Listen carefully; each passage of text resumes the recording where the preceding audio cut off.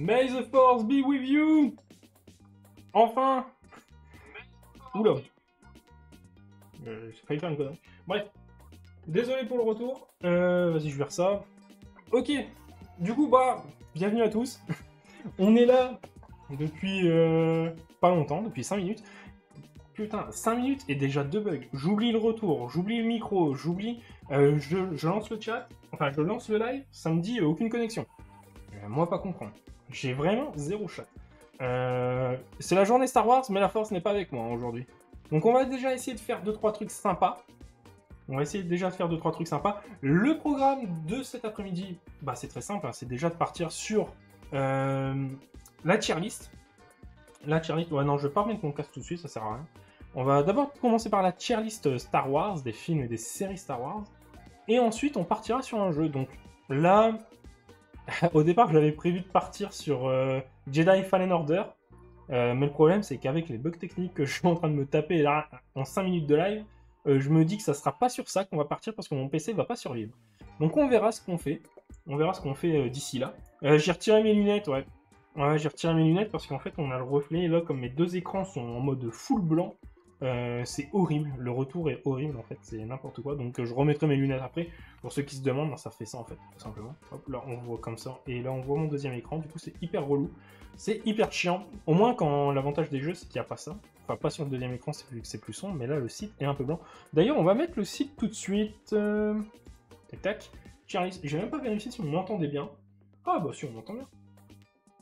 Petite musique de fond aussi, tranquille. Du coup, bon, je vais pas commencer à vous réexpliquer le principe d'une tier list, hein, c'est assez bidon, c'est assez bidon. On a les différents films et séries en bas, et on a les différentes catégories. Bon, on a le pas vu, hein, ça c'est le classique. Le top de la saga, bah, pour moi, c'est ceux qui portent la saga. Concrètement, c'est sans eux, je pense que la série Star Wars, enfin la saga Star Wars, ne serait pas du tout la même. C'est vraiment notre top 1, notre banger, tout ce que vous voulez. Ensuite, on a la force est avec lui. On a la force qui est avec lui. Bon, ça, pareil, c'est un classique. On va dire, le film, il lui manque pas grand-chose pour être vraiment le film ultime, la saga, un très très bon film, etc. Et ensuite, on se casse directement la gueule avec à voir au moins une fois. Le film est bien, il est potable, mais c'est pas non plus extraordinaire, quoi. On va pas se mytho, c'est pas génial. Donc, on a ces deux trucs-là. Ensuite, on a Il existe, et c'est déjà beaucoup pour lui. ce truc-là m'a fait énormément rire. Parce qu'en fait, il y a des films, il y a aussi une série, enfin, il y a plusieurs trucs dans Star Wars qui font que le truc existe, et en fait, c'est le seul truc que t'as de bien à dire sur ça. C'est, ouais, au moins c'est là, quoi. C'est pas mauvais, et c'est pas bien, en fait. C'est vraiment le truc neutre, en fait. Ça va être notre baromètre. Je vais quand même remettre mon casque, parce que ne pas avoir de musique, ça me perturbe. La catégorie à refaire. Ça, la catégorie là, bon, je mens pas. En fait, il y a des trucs, il y a des films et une série, on va dire, dans la saga Star Wars, qui... Je sais pas, ils sont là, c'est bien, mais globalement, bah c'est de la merde. c'est un peu particulier, on en parlera quand je serai arrivé à ce moment-là. Après, bah, what the fuck, c'est à supprimer. Il n'y a rien à sauver dedans pour moi. Et ensuite, bah, pas vu. Pas vu, pas pris. D'ailleurs, on va tout de suite s'en séparer. C'est ce truc-là. Je sais même plus ce que c'est. Pour préparer, en fait, ce petit stream-là, je me suis retapé les 9 films. C'est pour ça que ça a mis quelques semaines, là. D'ailleurs, je vois Paris. Ouais, j'ai fait un faux départ. J'ai fait un faux départ. Et ouais, la tier list a mis du temps à arriver parce qu'en fait... comment ça s'appelle ? J'ai voulu me retaper les films parce que ça faisait longtemps que je les avais pas vus. Ça devait faire au moins 3-4 ans minimum que je les avais pas vus. Enfin, dans leur globalité, hein. Je sais que La Revanche des Sith, je l'avais revu l'année dernière. Mais là, j'ai voulu le refaire. Mais bon. Après, pareil, tu vois, les séries, je les ai pas refaites. Boba Fett et Mandalorian, je les ai vus il y a pas si longtemps, donc je les ai pas refaits. Mais c'était surtout Rebels, Clone Wars, la première trilogie, que j'avais pas vue depuis très longtemps. Et voilà, quoi. On va commencer par commencer par les films. par le commencement des films, c'est-à-dire la menace fantôme. Alors, la menace fantôme, ça va être assez drôle, parce qu'en fait, moi, on va dire, j'ai eu la chance, entre guillemets, c'est de voir les films Star Wars très tôt. J'avais même pas 10 ans, j'avais déjà vu la trilogie originelle, hein, la toute première, et en fait, elle m'avait laissé juste... voilà. Pas en mode pétard mouillé non plus, mais elle m'avait juste laissé là en mode ouais, c'est cool, mais demain je l'aurais oublié en fait. Et quelques années après, peut-être après j'étais trop jeune, hein, ça c'est le problème, mais quelques années après, il y a la menace fantôme qui arrive. Et là, c'est plus pareil. Et là, c'était pas pareil. J'étais un petit peu plus âgé, je crois que je devais avoir 10 ans, grand max, 10-11 ans. Je sais plus à quelle année il est sorti La menace fantôme, mais je devais avoir ça à peu près. Et du coup, là, la série me fait beaucoup plus rêver. Dark Maul me laisse une impression à pas piquer des hannetons, à tel point que je me suis déguisé en lui pour Halloween à 2 années de suite. C'est vraiment en fait le premier film Star Wars qui m'a un peu transporté, qui m'a un peu marqué. Donc, la menace fantôme, pour moi, la force est avec. Je sais qu'il y en a beaucoup qui lui reprochent le truc de le Jar Jar Binks. Mais bon, moi j'étais gamin, il me faisait un peu rire. J'ai envie de dire, il me faisait un peu rigoler. Et bon, l'histoire avec Anakin, je trouvais ça intéressant, j'arrivais à m'identifier. Dark Maul, que je trouvais incroyable. Non, ce film pour moi a beaucoup plus de points positifs que de points négatifs. Je sais qu'il y en a beaucoup aussi qui lui reprochent la partie politique. D'ailleurs, c'est hilarant ça. C'est que t'as 2 clans. T'as le clan de la politique qui aurait fallu l'approfondir pour mieux comprendre le principe. Et l'autre clan qui dit, bah en fait, la politique c'est trop chiant. Ils auraient dû la cut et mettre autre chose à la place. C'est des scènes reloues. Bon, moi je trouve que c'était quelque chose à doser et que le film arrive à faire ça de manière assez bien. C'est qu'on en a un peu, on comprend un peu Palpatine, comment il manigance, comment il arrive au pouvoir, et c'est pas full film autour de ça, à tel point que ça le sature, et du coup on comprend un peu mieux, et c'est un peu plus simple, c'est un peu plus sain je trouve. On en a ni trop ni pas assez, je trouve que c'est assez bien dosé. Après bon, je peux comprendre que... Je pense que les adultes disent ouais, ça aurait été un petit peu mieux de l'approfondir, ça aurait rajouté du sérieux à la série, etc. Mais les plus jeunes, je pense qu'ils se disent ouais, c'était un peu relou de voir ça, ça sert à rien, quoi. Donc non, je trouve que le film arrive à le faire assez bien. Moi, en tout cas, quand je l'ai revu, bon, moi, j'ai la manie que quand je revois un film que j'ai déjà vu, quand je suis tout seul, je le passe. Il y a des films de 1h30, je suis capable de les voir en 20-30 minutes, en passant plein de scènes. Et ben, cette série-là, j'ai passé certaines scènes, mais globalement, je l'ai pas trop passé. Donc, j'ai quand même repassé un bon moment en le revoyant une nouvelle fois. Et je trouve ça assez cool. Ce film, pour moi, est assez bien. Il lui manque pas grand-chose, je pense, pour être au-dessus. En fait, tu peux rien améliorer. Je pense que tu peux pas forcément rajouter quelque chose pour qu'il passe à la catégorie suivante, mais il y a d'autres films qui sont bien meilleurs que lui. Donc pour moi, je pense qu'il est bien ici. Maintenant, le deuxième film. L'attaque des clones. Ah, bordel de merde. Ah, bordel de merde. C'est simple. S'il n'y avait pas la postlogie, pour moi, ça serait le pire film. Ça serait vraiment le pire film Star Wars. Parce que il y a quelque chose en fait dans ce film, c'est Padmé et Anakin, la romance entre ces 2 personnages. Ah franchement, je peux pas. C'est hyper long, c'est hyper gnangnan.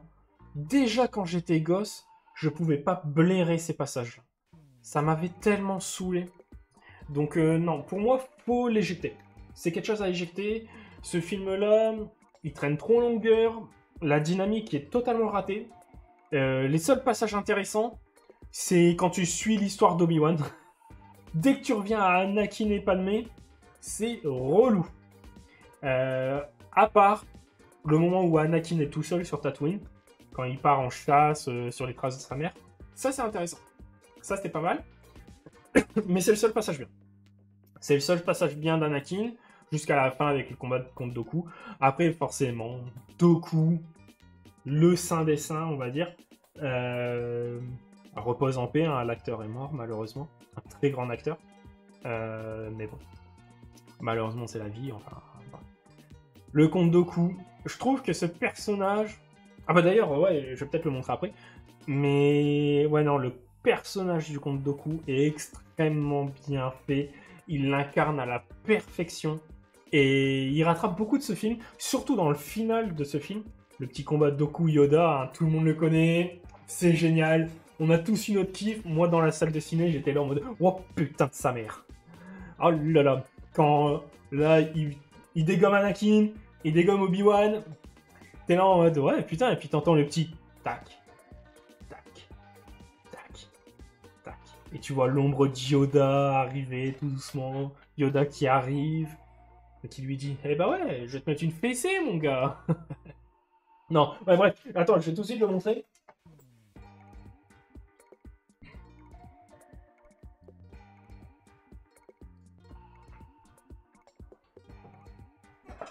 Ah là là. Ouais, je suis passé chez mon libraire et j'ai acheté ça. Je suis tombé sur ça. Je l'avais pas. Et honnêtement, en fait, j'ai très peu de bandes dessinées de cette période. J'en ai beaucoup de... Comment ça s'appelle? De Boba Fett sur l'ère de l'Empire, on va dire. Et aussi de l'Ancienne République. Et de Dark Vador. Mais côté Jedi, j'ai pas grand-chose. Et en fait, je suis tombé dessus. Et je trouve les dessins extrêmement beaux. Là, le côté très DC Comics, je sais pas si ça se voit bien. Là, le côté très DC Comics dans les personnages, le trait un peu lourd. J'ai trouvé ça très très classe. En tout cas, moi j'ai beaucoup aimé. Regardez-moi ça là. La chasseuse de primes. Je sais pas si ça se voit bien en fait, c'est ça qui est chiant. Petite chasseuse de primes. Alors franchement, j'étais vachement surpris. Et justement, ce qui m'a fait décider à l'acheter... Regardez-moi ça, c'est dessin. C'est génial, bref. Ce qui m'a décidé à l'acheter... donc c'est qu'il est... C'est cette image-là. Voilà. Cette image-là de Dooku qui est juste incroyable. Ce dessin, ce détail dans le visage, je trouve ça génial. J'ai tellement adoré ce personnage que franchement... Alors j'ai vu ça, je me suis dit, vas-y, il faut que j'achète. J'ai cédé. Au départ, je devais rien acheter. Regardez-moi ça. Le détail dans ce visage, c'est incroyable. Pour une bande dessinée, je trouve ça incroyable. Donc non, je l'ai pris. Je n'ai pas cherché à comprendre. On verra bien ce que ça raconte. Hein. Mais je pense que je serai pas déçu. Je sais pas où le foutre. En attendant, on va le poser là. Tac. Ouais, du coup, l'attaque des clones. C'est simple, dans la prélogie. Pardon. Dans la prélogie, ça doit être celui dans lequel j'ai passé le plus. Tous les passages avec Padmé, je les ai sautés. Impossible à regarder. C'est dommage parce que Nathalie Portman, c'est une très bonne actrice. Ouais, c'est Nathalie Portman hein, qui joue Padmé. J'ai oublié le nom. Oh là là là là, je vais vérifier parce que ça serait dramatique. Nathalie Portman. Ouais, c'est bien Nathalie Portman. Ah non, mais moi, les noms, hein, des fois, c'est un peu une catastrophe. J'adore cette actrice. Par contre, dans son rôle de Padmé, dans ce film, les 3/4 de ses scènes sont foirées pour moi. C'est... Voilà, je trouve ça dommage. Je trouve ça dommage. En tout cas, le film, pour moi, il se place là. Il est pas en mode what the fuck, le film tient la route, l'histoire est cohérente, c'est juste en fait la romance entre les deux personnages qui pour moi ne fonctionne pas en fait. Je la trouve trop forcée en fait. J'ai l'impression qu'en fait les deux personnages n'avaient aucune alchimie. Les deux acteurs n'arrivaient pas à transmettre cette alchimie de leur personnage, et leur romance est totalement foirée. C'est mon avis. Si vous n'êtes pas d'accord, bah n'hésitez pas. De toute façon, ouais, le replay sera sur YouTube. Hein. Ensuite, là, on va s'attaquer à un gros morceau, selon moi. C'est la revanche des Sith. La revanche des Sith. Comment vous dire? Je m'en souviendrai longtemps. C'est que là, je suis en 5ème. Je suis en 5ème, ou 4ème, je sais plus. Je sais plus. Bref, je suis en 5ème ou 4ème. Je crois que je suis en vacances d'été entre ma 5ème et ma 5ème et 4ème. Mais là, le film La Revanche des Sith sort. J'aimais déjà Star Wars avant. Mais c'est ce film-là qui me fera basculer. En tant que gros fan de Star Wars. C'est là que j'ai commencé à acheter les produits dérivés, les Lego, les cartes, les albums Panini. C'est, pour moi, ce film-là était juste incroyable. La scène d'introduction de ce film, avec les deux vaisseaux de Obi-Wan et d'Anakin qui arrivent, qui survolent le croiseur, qui replongent, elle est parfaite. Dès le départ, t'es bombardé dans l'univers de Star Wars, tu es dedans, tu y crois, et t'arrives pas à décrocher jusqu'à la fin. T'es tenu en haleine jusqu'au bout. T'as le personnage de Grievous qui fait son apparition, enfin dans les films, qui est génial, qui est hyper bien fait. Dooku, la manigance du chancelier. Tu commences à bien kiffer. Les combats au sabre laser sont juste incroyables. Celui de Dooku contre Anakin, celui de Grievous Obi-Wan, même s'il est extrêmement rapide, celui d'Obi-Wan, Anakin et de Yoda Dark Sidious. Pour ceux qui ont suivi un petit peu les Lego, enfin mes épisodes sur les Lego Star Wars, vous savez que ce combat je l'adore. Yoda Sidious, c'est THE combat. La scène est trop belle. Le combat en lui-même, les personnages, c'est incroyable. Non, ce film-là a des défauts, hein, comme tous les films, j'ai envie de dire, mais il arrive clairement à se placer très très haut. Et pour moi, il fait partie du top de la saga. On va essayer pour chaque trilogie, de les placer comme ça. Ils ne doivent pas être sur la même échelle. Mais clairement, pour moi, c'est ça. On a La Revanche des Sith qui est le top du top. On a La Menace Fantôme qui est pas trop mal. Qui ne lui manque pas grand chose pour être vraiment parfait. Et enfin, on a L'Attaque des Clones qui est anecdotique. J'hésite à le mettre entre au-dessus ou le laisser là. Mais pour moi, en fait, c'est là. Limite. Alors ouais, non, je pense pas. En fait... T'as l'Attaque des Clones et derrière, en fait, t'as la série The Clone Wars. Honnêtement, je préfère largement la série The Clone Wars. The Clone Wars est bien mieux que cette merde. Bref, c'est mon avis. Enfin,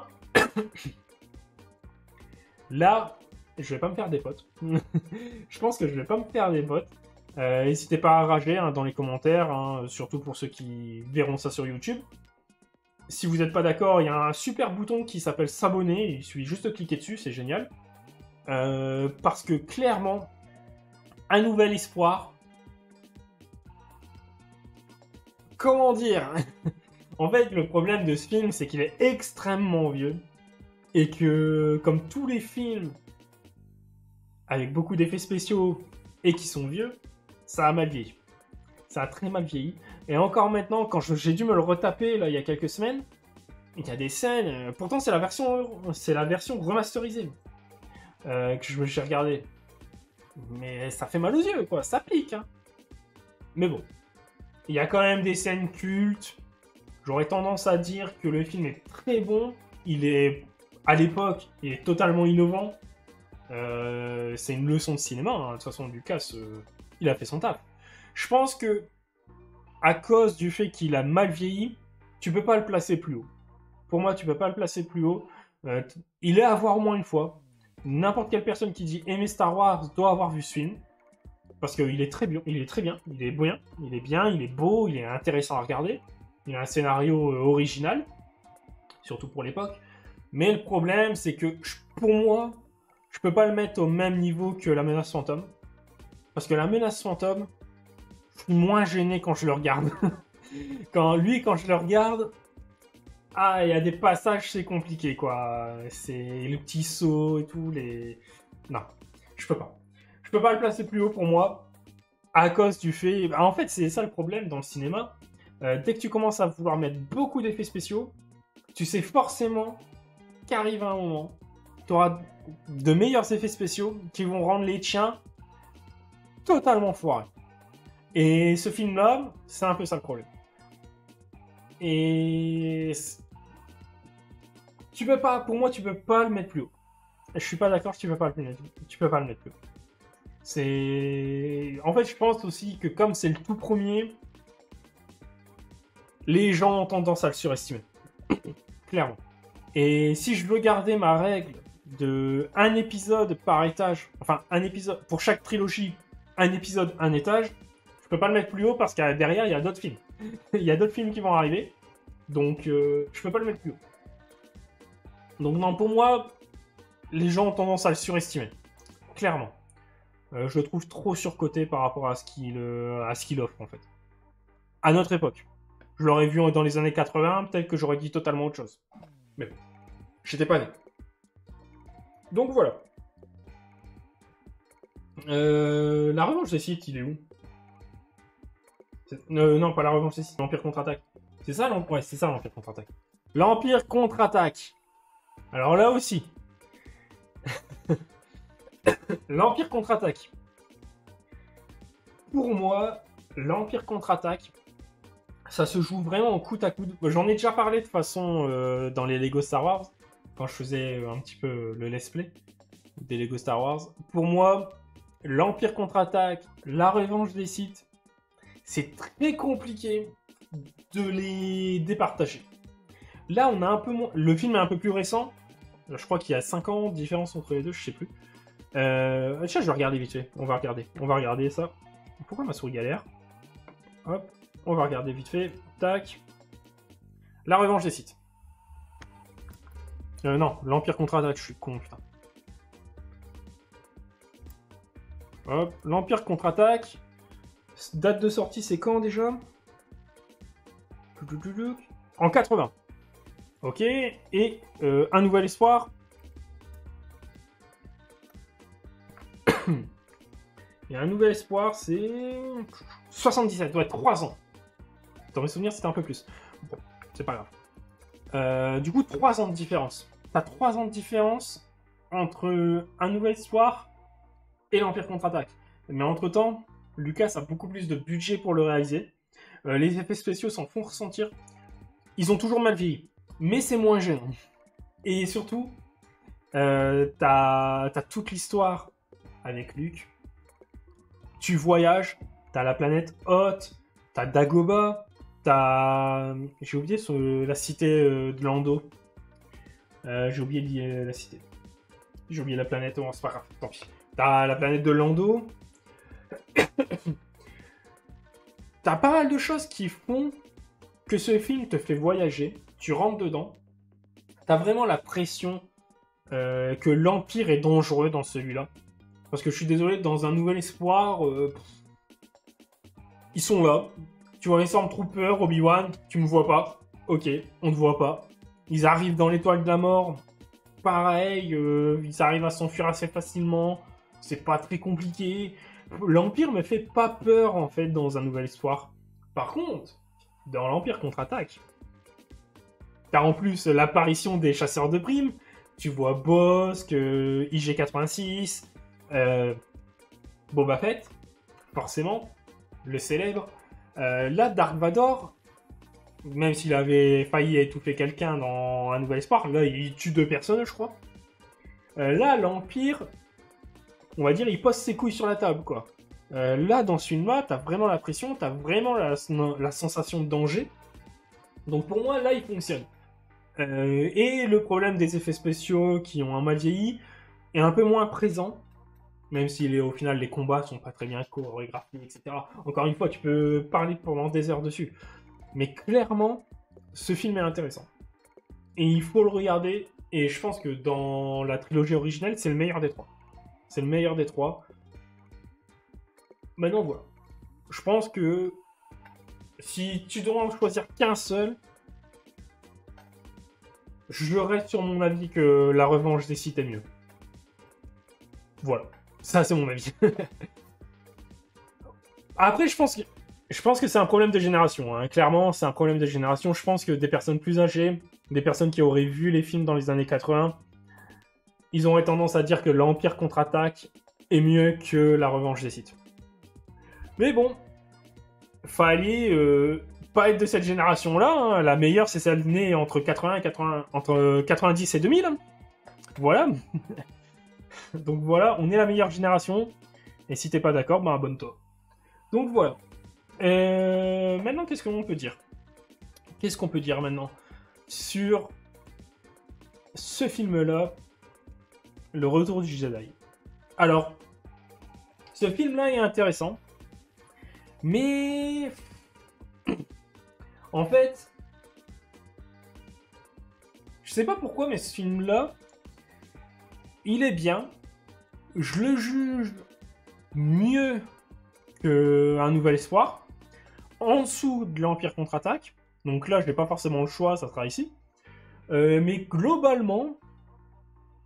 Ah bah d'ailleurs, j'ai oublié, dans l'Empire contre-attaque, il y a le famoso je suis ton père, etc. Le je t'aime, je sais. C'est des scènes incroyables qui ont fait encore maintenant des mèmes. Donc non, ce film-là mérite clairement sa place au top. Maintenant, Le Retour du Jedi, le film est intéressant. Mais clairement, si je descends Luke d'un étage, enfin, Un Nouvel Espoir, je descends d'un étage, ce film-là aussi descend d'un étage. Parce que pour moi, il est bien. Personnage de l'Empereur rattrape énormément de choses. Tout le truc autour de l'Empereur, c'est génial. T'as vraiment l'impression que le mec, c'est un génie machiavélique et il fait peur. Puis le moment où il balance les éclairs, t'es là en mode what? Donc non, ça fonctionne, c'est intéressant à regarder. Le film est très beau. Encore une fois, là, les effets spéciaux ont moins mal vieilli. Encore moins que dans l'Empire contre-attaque. Mais le passage des Ewoks, personnellement, je trouve ça marrant, mais j'aurais préféré une plus belle bataille rangée, en fait.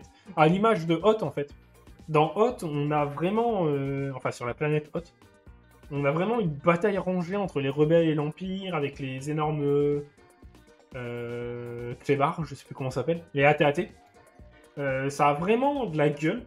Ça a vraiment un aspect visuel de fou. Alors que là, la bataille dans la forêt contre les Ewoks, j'ai l'impression qu'en fait, il a fait le parti pris de laisser tomber le wow contre un petit peu plus de rigolade. Et je trouve que ça dessert un peu le film. Après, en parallèle, t'as le dialogue empereur, Dark Vador, Luke, qui marche très bien. Donc peut-être c'était pour un petit peu équilibrer entre le sérieux et le pas sérieux. Mais du coup, je trouve que ça enlève un peu au film, les Ewoks. Donc bon. Après, il va savoir. Hein. Après, c'est toujours la même chose. Le film a un peu son entre-deux entre son public adulte et son public d'enfant. Donc, putain, le focus a du mal à se faire rapidement. C'est pas grave. Ouais, du coup... Désolé. Le cancer, tout ça, tout ça.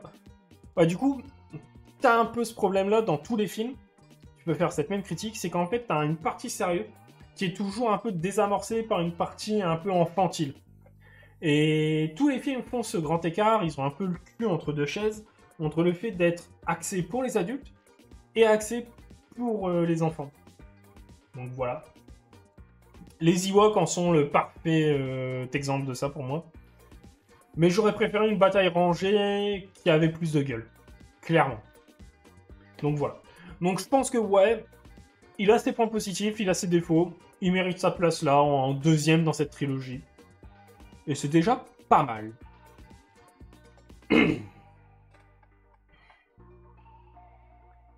comment vous dire?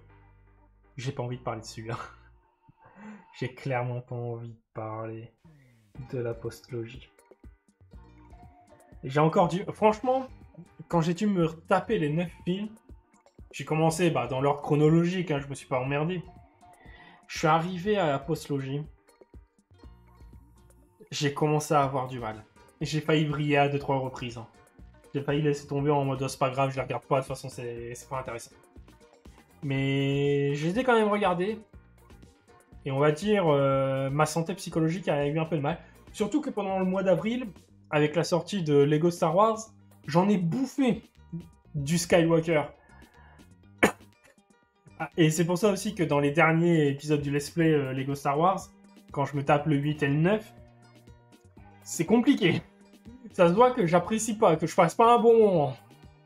Parce qu'en fait, j'étais en train de me retaper les films en même temps. Et non, ça passe pas. Ça passe pas. Alors, le réveil de la force. Le début de cette postologie.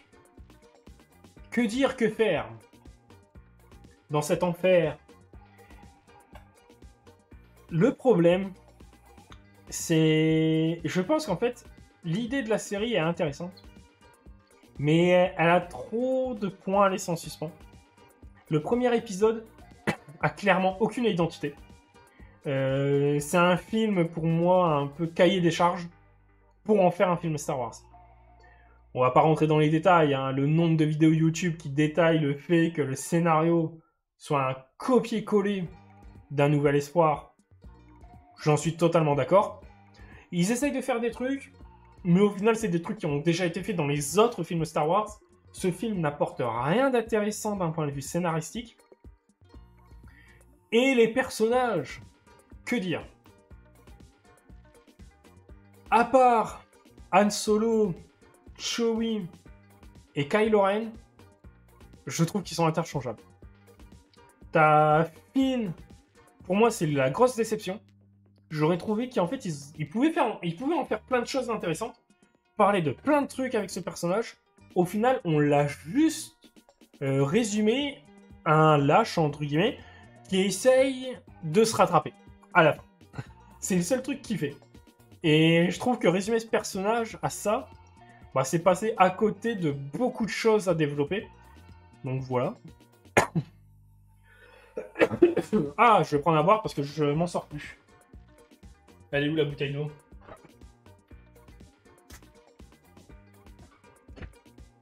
Et ouais, ça c'était le frigo. Et ouais, il est juste à côté, donc je bois, désolé.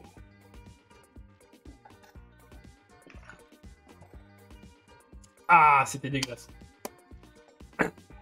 Pas l'eau, hein, mais le bruit. Je suis désolé pour ça.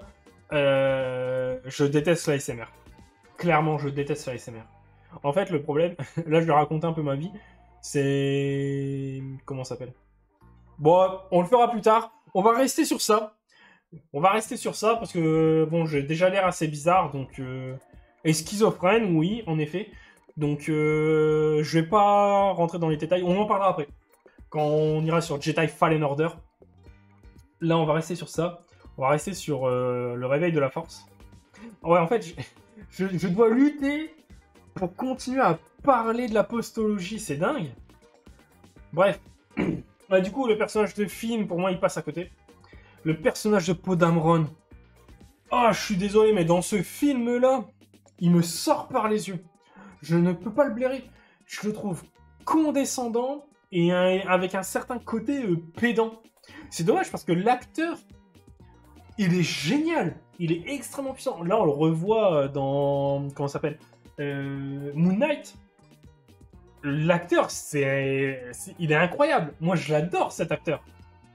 Mais dans ce film-là, ça s'améliore après, mais dans ce film-là, particulièrement, je le trouve con. Je peux pas le blairer. J'arrive pas à le supporter. Du coup, c'est dommage. Ça, c'est dommage pour ce perso. Et bon, le personnage de Rey, je la trouve sans intérêt. Dans ce film-là, elle est sans intérêt. Ils essayent de faire un faux personnage intéressant, avec un faux caractère, et... bah, en fait, ça, pour moi, ça marche pas, en fait. Et il y a un truc qui me choque, c'est, on va revenir sur le personnage de Kylo Ren. L'entrée de Kylo Ren dans ce film est juste géniale. Le personnage est réussi à 100%. Son entrée, le fait qu'il soit dangereux, le fait qu'il soit du côté obscur, etc. Le mec, il pète des câbles et tout. Je le trouve extrêmement réussi. Jusqu'au moment où il retire son casque et où il perd toute crédibilité. Je comprends le sous-texte, le fait qu'en fait, il joue le rôle de Kylo Ren, et quand il retire son casque, il prend la place de Ben. Pour moi, Ben Solo et Kylo Ren sont deux personnages totalement différents. Et tu le revois quand il a son casque, tu le revois quand il n'a pas son casque, etc. Ils s'interchangent. Et c'est pour ça qu'ils sont totalement opposés entre ce qu'il est et ce qu'il aimerait être. Et son casque sert à ça, à se cacher, à cacher ce qu'il est. Et je trouve qu'en fait, le personnage est du coup hyper intéressant par rapport à ça. Mais le problème, ben, c'est que tu le mets face à un personnage aussi livide que Rey. Quand il redevient Ben Solo, bah, il fait aussi livide. La seule scène de Ben Solo qui réussit, c'est celle où il revoit Han Solo. C'est le seul. C'est la seule scène qui fonctionne. D'ailleurs, la réalisation de cette scène, avec le jeu de lumière, etc., est juste parfait. Cette scène est probablement la meilleure scène du film, mais c'est la seule scène intéressante pour le personnage de Ben. Et en fait, t'es trop bloqué en fait sur l'aspect que Ben t'a fait quand il a été révélé, et tu bloques sur ça. Et je trouve que du coup, cette scène-là qui est extrêmement belle, elle est totalement sous-estimée à cause de son bagage du reste du film. Et du coup, c'est un peu raté pour moi. Et ouais, je vais revoir parce que, attention.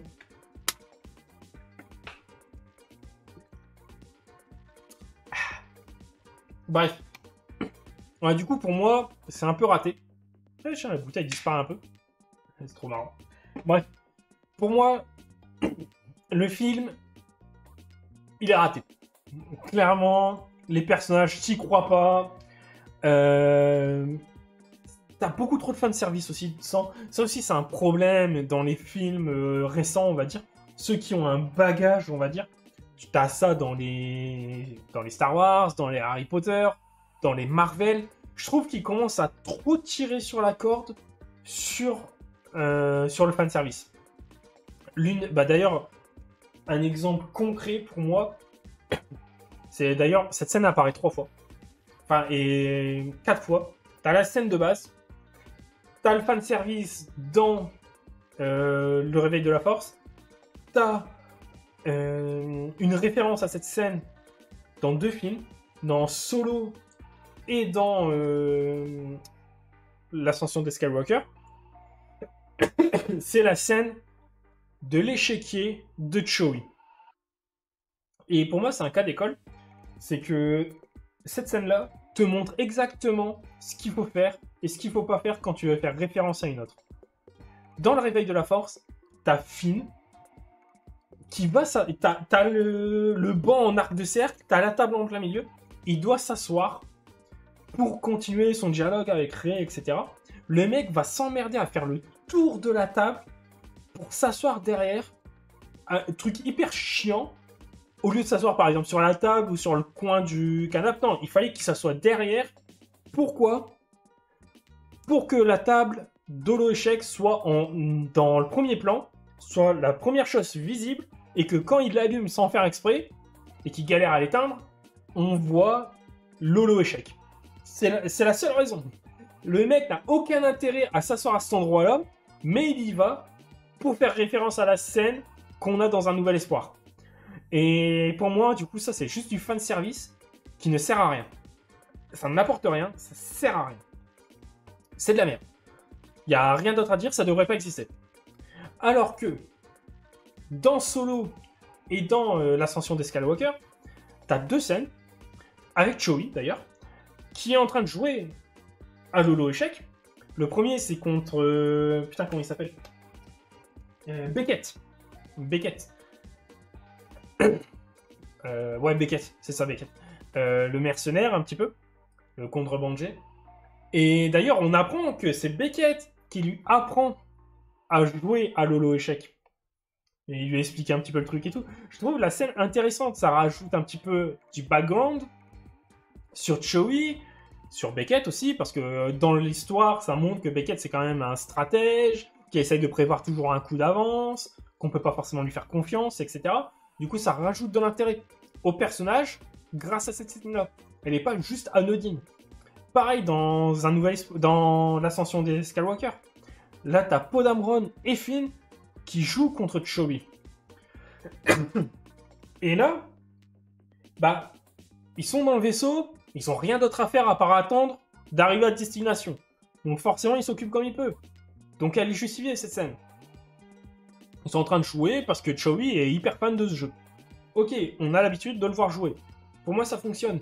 Et en plus, il joue, ça rajoute un petit peu de dialogue entre Finn et Poe Dameron, un petit peu l'alchimie entre les personnages. Et je trouve ça intéressant.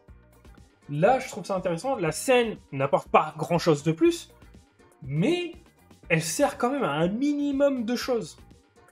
Je demande pas la lune. Un personnage qui s'assoit et qui appuie sur un bouton, je m'en bats les couilles. Faut que ça raconte quelque chose. C'est pas compliqué. Même un tout petit truc. Tu vois, c'est pas compliqué. Et c'est pour ça qu'en fait, ce film, honnêtement, j'aurais tendance à vouloir le mettre en dessous. Mais le problème, c'est qu'il y a le 8 qui arrive. Il y a le 8 qui arrive. Non, les derniers Jedi. Clairement, ce film, si tu le regardes juste en tant que film, c'est le meilleur des trois. Dans cette trilogie, c'est le meilleur des trois. Mais c'est aussi celui qui s'intègre le moins dans une trilogie. Parce que le problème d'une trilogie, c'est que ton premier film, c'est censé être le début. Le film du milieu, c'est censé être le milieu.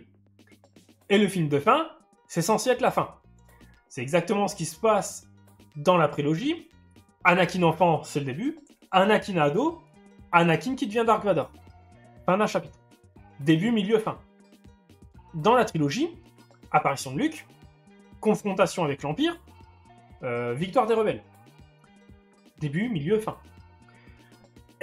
Alors que là, ce film, il reprend un début, qui est un peu la fin de l'autre, et il a un milieu et une fin.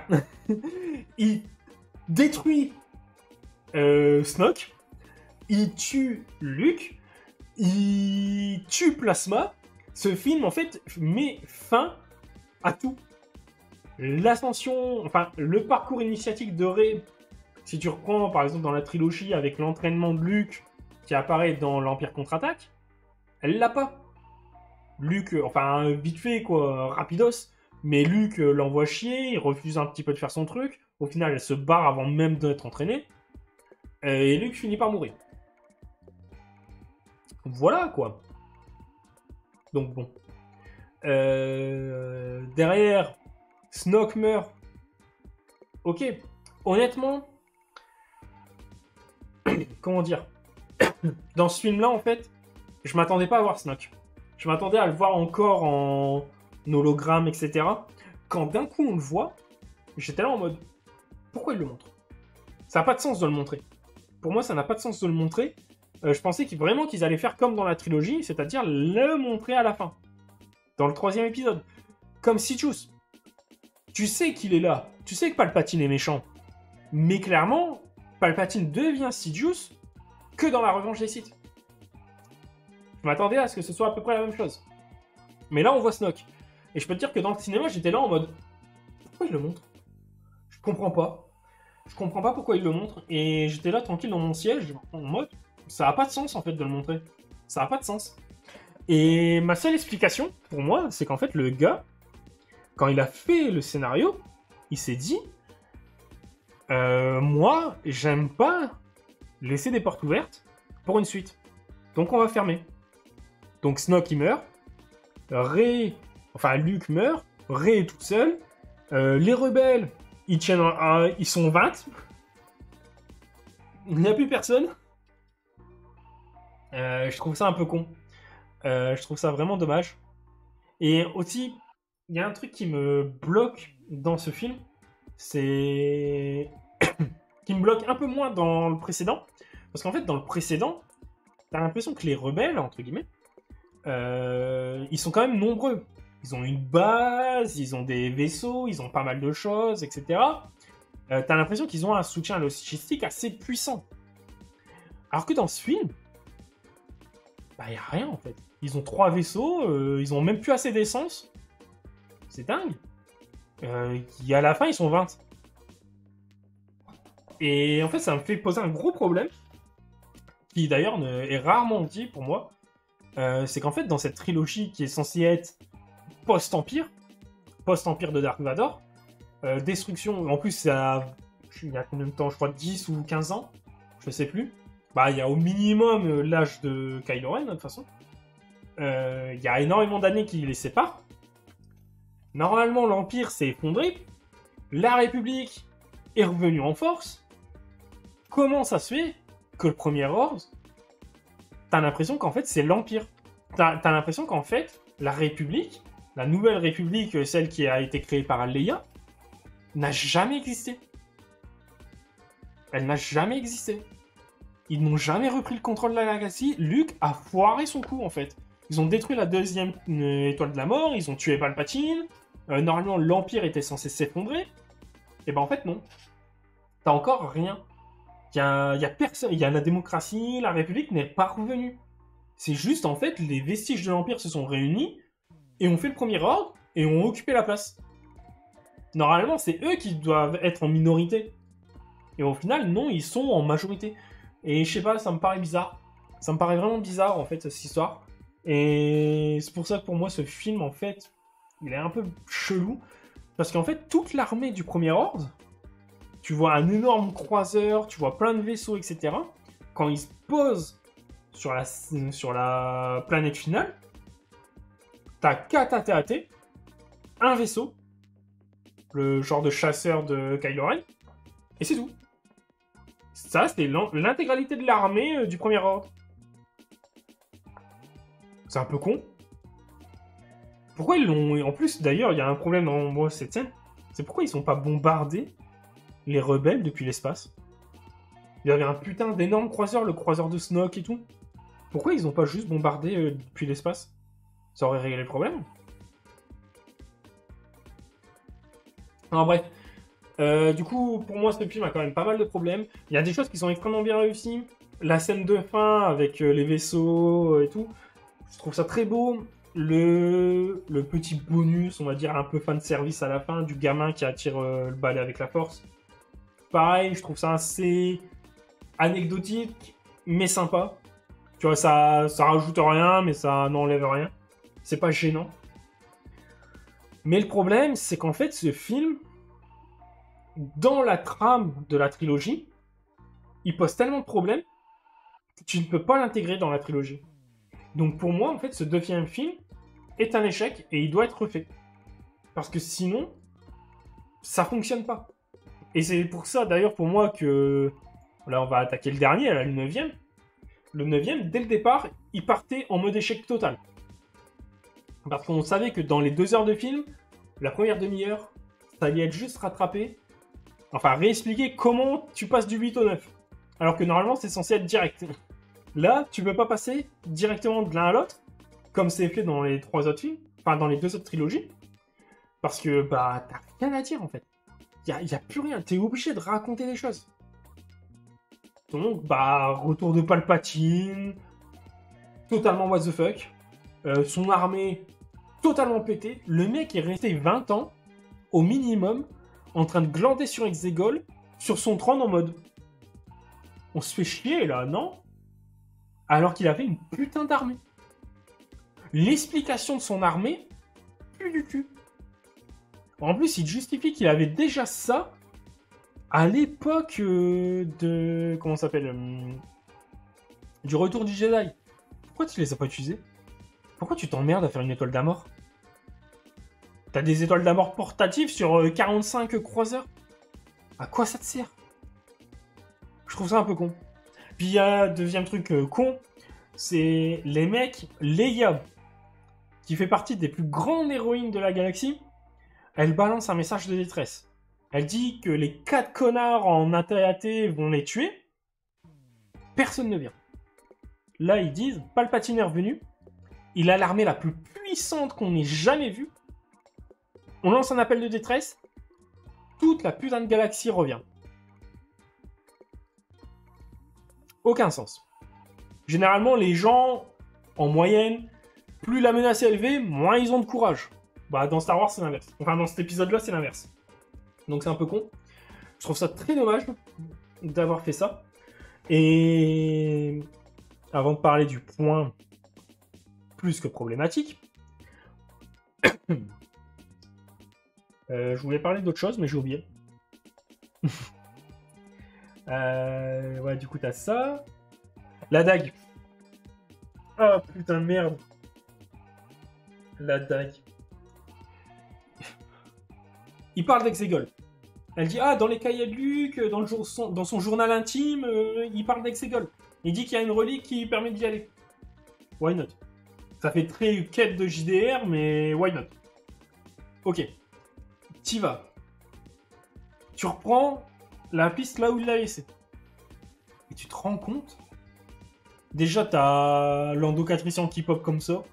En mode, ouais, c'était la fête, je suis venu. Et il dit, ouais, du coup, notre piste nous a arrêtés là. On avait juste 3 pas à faire de plus et on trouvait la dague. Mais on a arrêté. Non, c'était trop chiant. Ça n'avait pas de sens de faire ça. Non, on s'est dit, trouver que c'est goal, non. Non. On va laisser ça à quelqu'un d'autre, on va laisser ça à quelqu'un que ça intéresse. Et en fait, vraiment, c'est ça. Tu as l'impression qu'en fait, les mecs, ils cherchent 10 minutes, ils tombent sur le vaisseau avec la dague. J'aime pas. J'aime vraiment pas. Et l'un des trucs que j'avais adoré dans l'épisode précédent, c'est les origines de Rey. Le fait que la meuf n'était vraiment personne, enfin la fille de personne, je trouvais ça très intéressant. Je trouvais ça vraiment bien, parce que j'aime pas... surtout dans les mangas d'ailleurs, c'est tout le temps le fils de, le petit-fils de machin, c'est l'héritier, la réincarnation, etc. Et c'est très chiant. C'est très chiant. Et là, en fait, la meuf vient de nulle part. C'est génial. Ça, en plus, ça fonctionne. Mais là, en fait, non, c'est la petite fille de Palpatine. Pour moi, c'était non. C'était clairement un non absolu quand j'ai vu ça, parce que ça m'a trop saoulé. Ça m'a, franchement... Quand ils ont balancé ça, j'étais à 2 doigts de sortir du ciné. D'ailleurs, en parlant de ça, les éclairs... La meuf ne sait pas que ça glisse. Enfin, si... non, elle s'en est pas prise. Snoke n'a même pas utilisé les éclairs contre elle. Non, il les a pas utilisés. Je crois pas en tout cas, j'ai pas souvenir. Et la meuf ne sait même pas que ça existe. Juste parce que elle veut retenir le vaisseau, pouf, t'as un éclair qui part. Anakin, qui était censé être l'utilisateur de la force le plus puissant, n'a jamais eu les éclairs. Pourtant, le mec étant en mode côté obscur à fond, yeux rouges injectés de sang, dans la revanche des Sith, le mec n'a jamais utilisé les éclairs. Il n'a plus jamais été capable de le faire.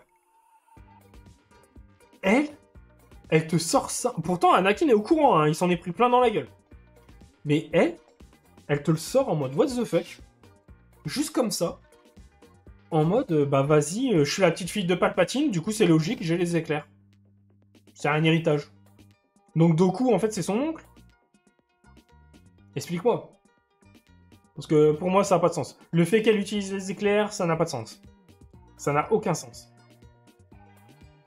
Et pour continuer sur le fait que ça n'a aucun sens, la dague, j'ai rien compris à son histoire. J'ai revu le film, et encore maintenant, je comprends pas.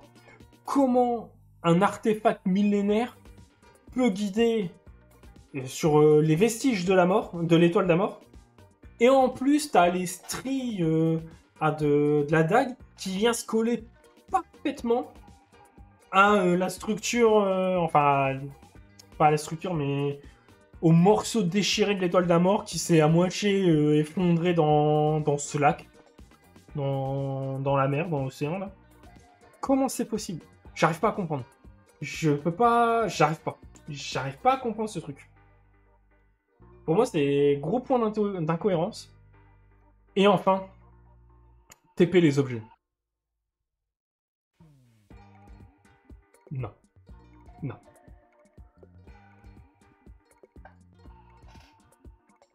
Quand j'ai vu ça, déjà le film, j'étais à deux doigts de sortir de la salle en mode remboursez-moi, c'est de la merde. Et quand ils ont commencé à TP les objets, j'étais là en mode, bah en fait c'est bon. C'est pas incohérent, c'est pas du n'importe quoi, ils ont pas chié dans la saga Star Wars, ils se foutent pas de notre gueule. Enfin, en partie, c'est juste dans le titre. C'est pas un film Star Wars en fait. Il a rien à foutre là ce film. c'est du n'importe quoi.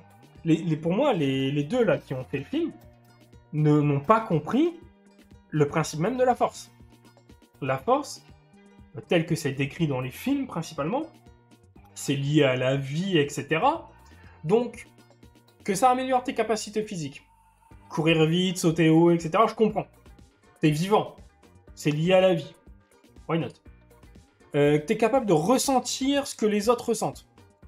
Ok. Ils sont vivants, t'es vivant, c'est lié. La force est dans chacun d'entre nous. Tu parles avec la force, etc. Tu parles. Ok. Que tu déplaces des objets. Ça devient limite, mais why not? Pourquoi pas? Dans le principe, je peux encore l'admettre. Que t'arrives à guérir des gens. Je peux comprendre. C'est lié à la vie, etc. Ok. Que tu balances des éclairs. Je peux comprendre. La vie, une énergie, etc. Le feu, les éclairs, why not? Même combat. Je peux encore le comprendre. Que tu arrives à communiquer avec des gens à plusieurs milliers d'années-lumière, je peux le comprendre. Les liens puissants entre la force, à travers la force, etc. C'est compréhensible.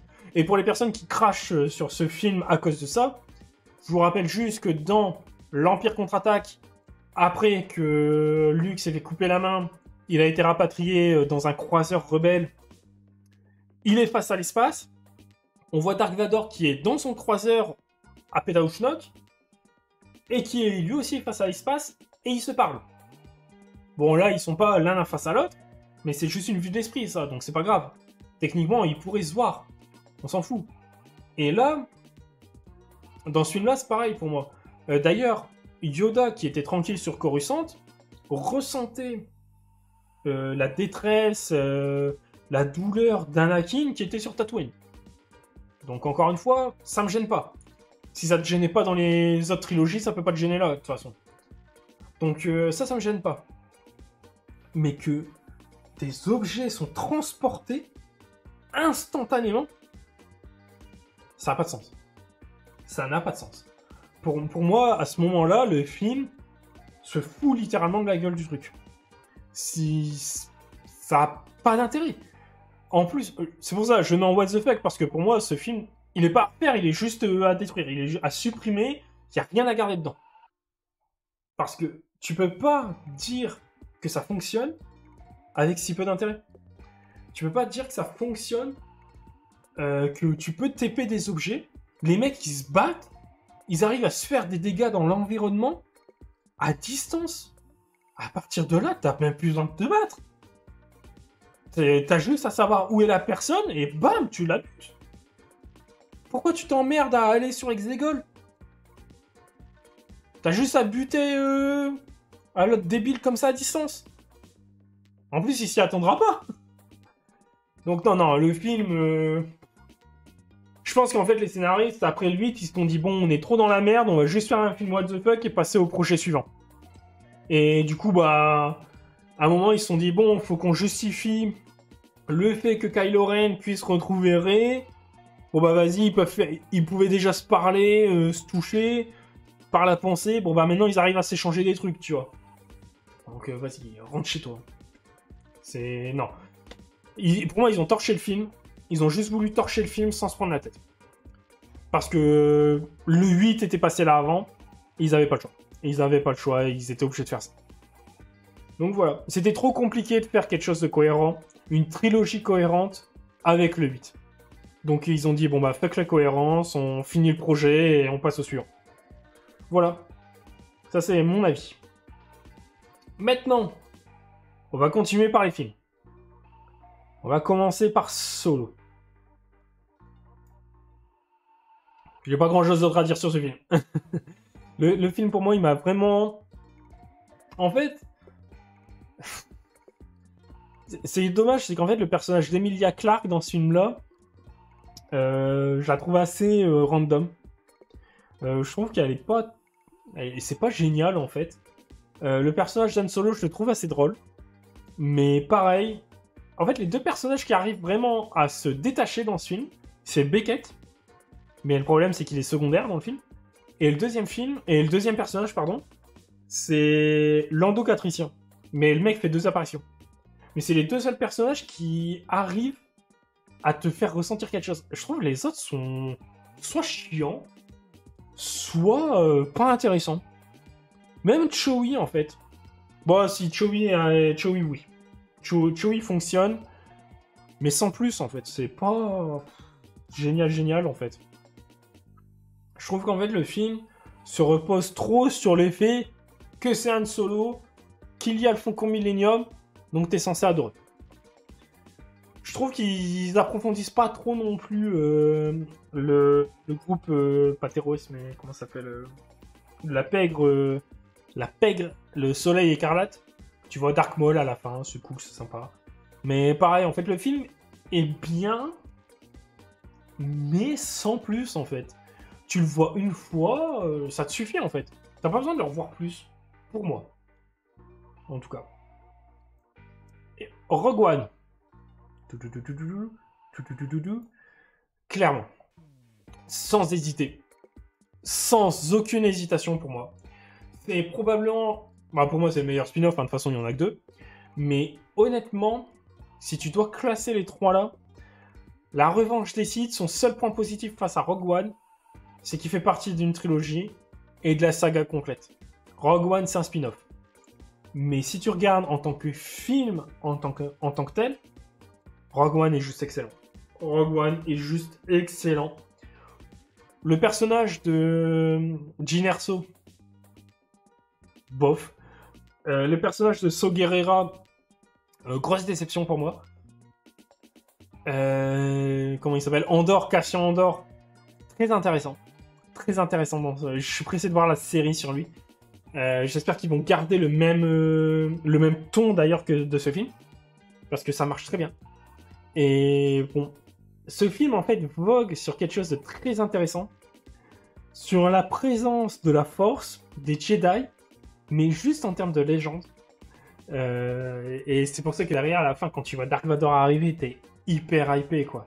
C'est incroyable, la scène de fin de ce film est juste incroyable. Après, bon, il a des longueurs, il n'est pas parfait non plus. On va pas dire ce que j'ai pas dit.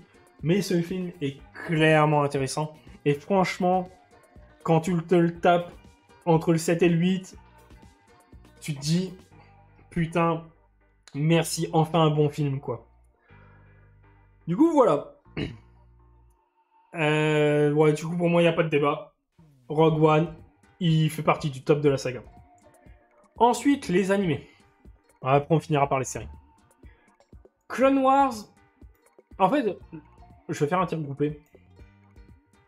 Pour moi, les 2 animés sont là. Si, il n'y a pas d'image Bad Batch. Mais pour moi, ça serait pareil. Il serait au même endroit. Faut le voir au moins une fois.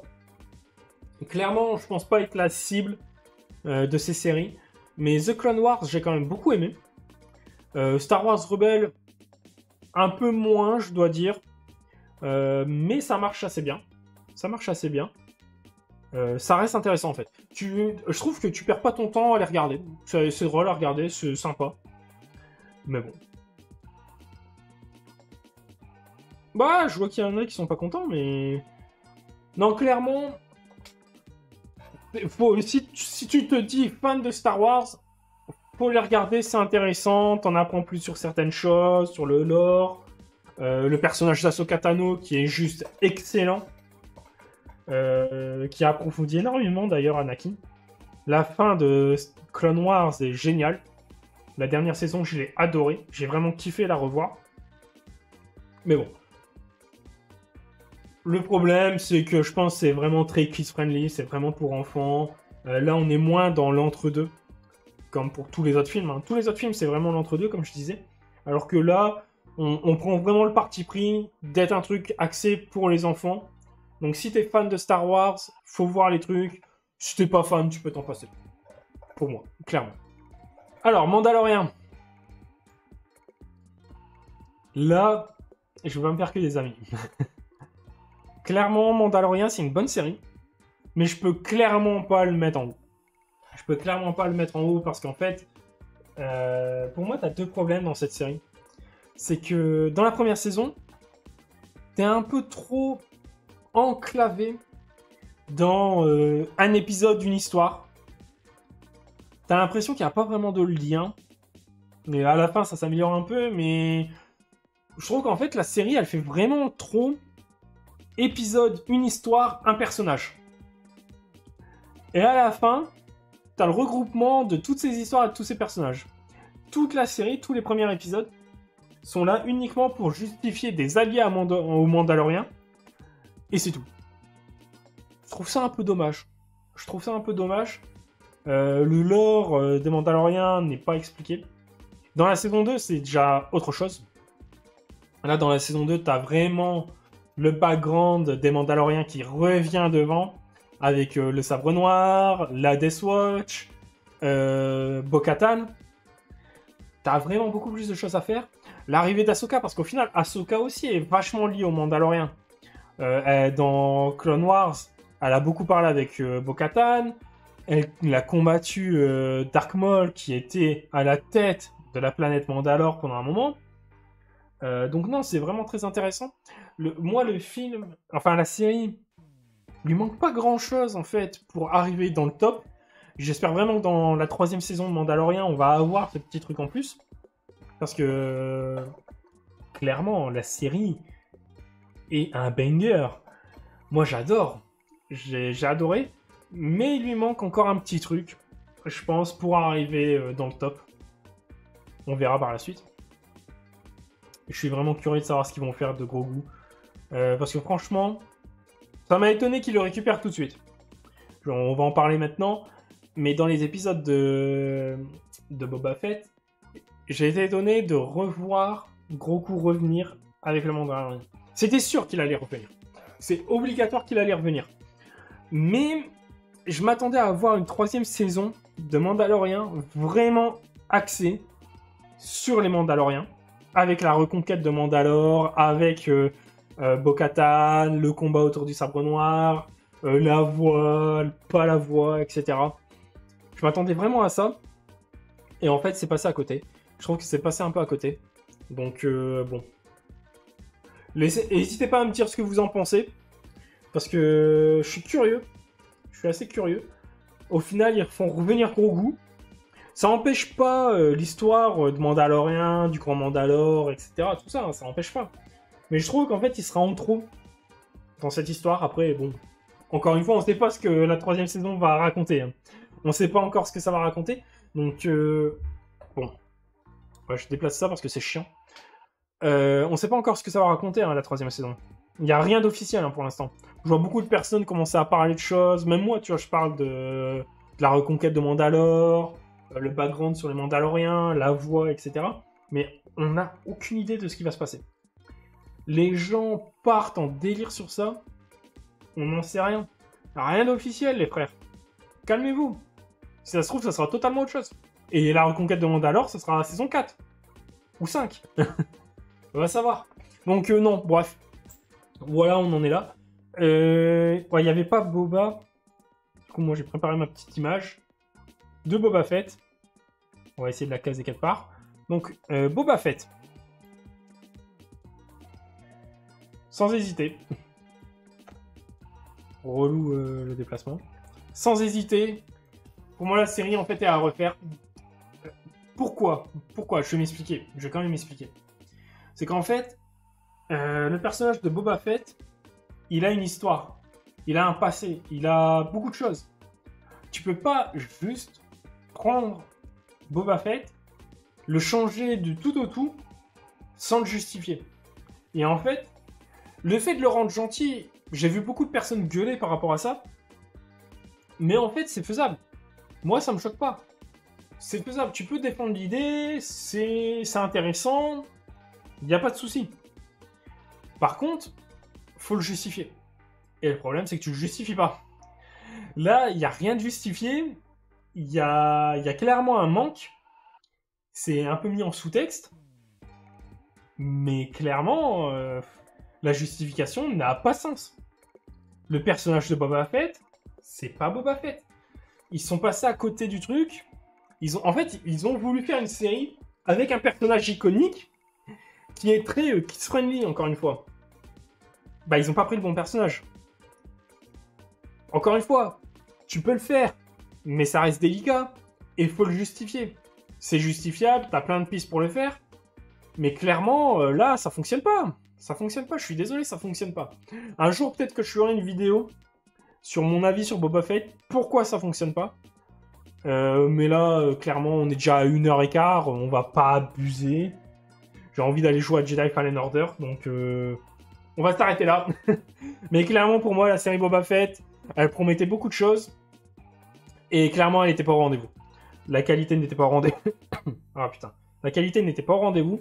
Et j'espère que ça sera pas le cas pour la série Obi-Wan. On en reparlera un jour de ça. Mais en attendant, je vous laisse ici. Enfin, pour ceux qui sont sur Twitch, restez. On va partir sur Jedi Fallen Order. Au moins, on va tester, voir si ça passe. Ou si mon PC crame, on verra bien. En attendant, je vous dis que la force soit avec vous. Et salut!